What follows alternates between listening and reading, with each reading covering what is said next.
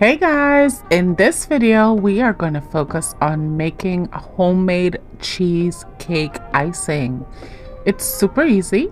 I'm going to take you through a few steps and a few ingredients to get this recipe well on the way.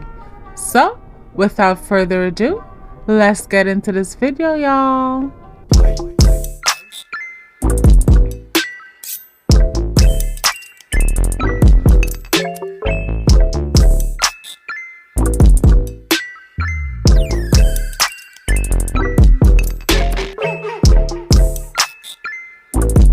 Hey guys, and thanks for joining me for yet another video. In this presentation, I am going to be making a cream cheese cheesecake frosting.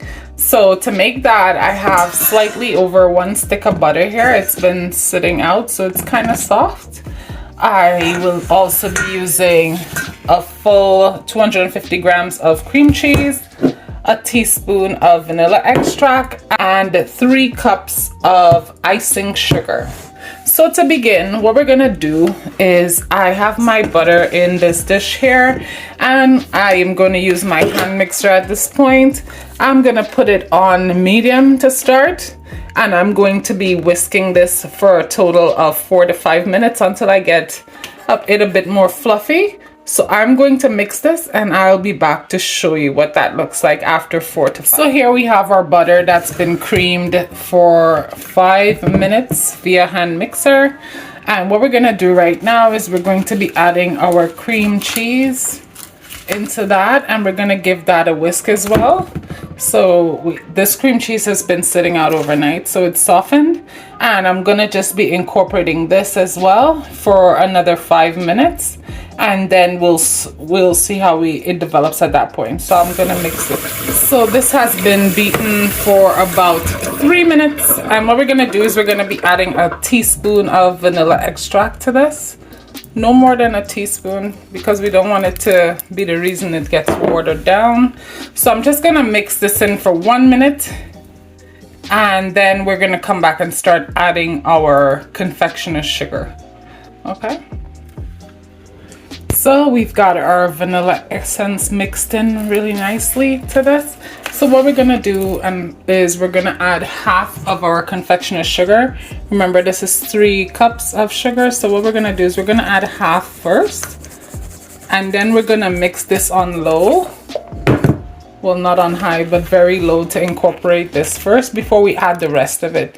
So I'm gonna give this the mix, and I'll be back to show you what it should look like before adding the rest. So we've got a nice, smooth, fluffy texture, as you could see here. It's like icing already, but we didn't add the other half to it yet. So we just mixed in the first half of icing sugar, and now we're gonna mix in the other half of it. We're gonna give this a mix for a total of 5 minutes, and it should be totally ready at that point. So start your mixer off on the lowest setting you have, and increase as each minute goes by. So guys, the frosting has been whipped. It's actually been whipped really nice and soft, as you can see here from the texture that I have.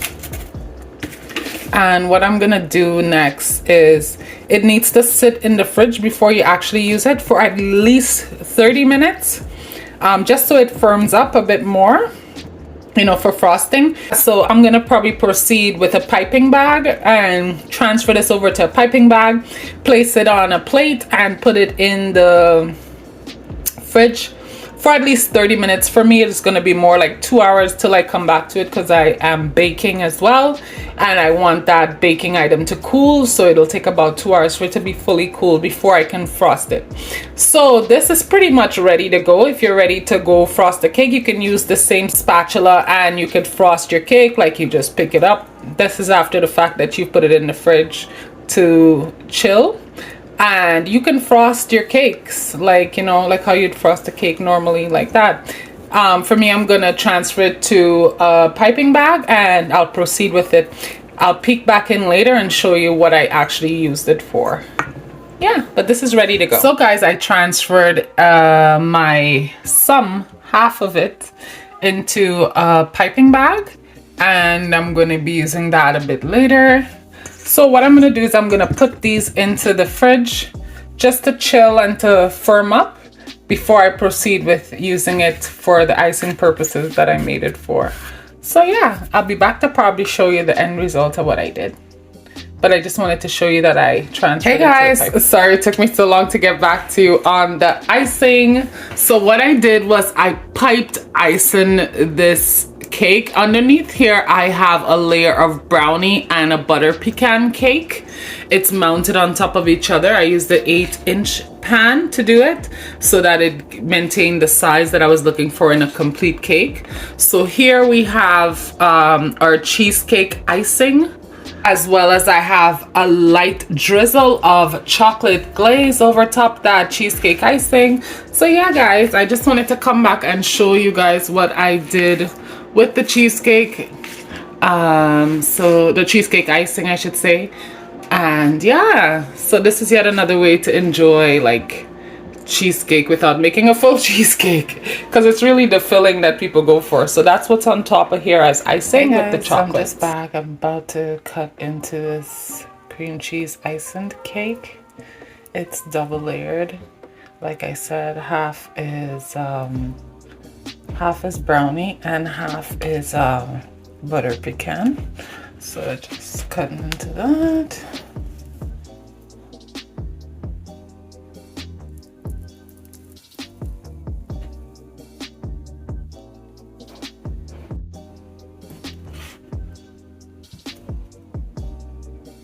I hope I cut it properly.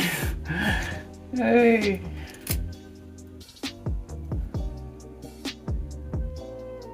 So yeah. So there's the layer of butter pecan cake and the layer of brownie. So I'm just transferring that over into a bowl. Yeah, so that's what it looks like guys, and it's cut into. So yeah guys, so this is what went on in the middle. Before I put the two cakes together, I obviously put a layer of cream cheese frosting. So yeah, this is the butter pecan and the brownie underneath. So, and yeah, so that's how it looks from inside and out, and this is what it slices up to look like. And two others ready to go there, but yeah.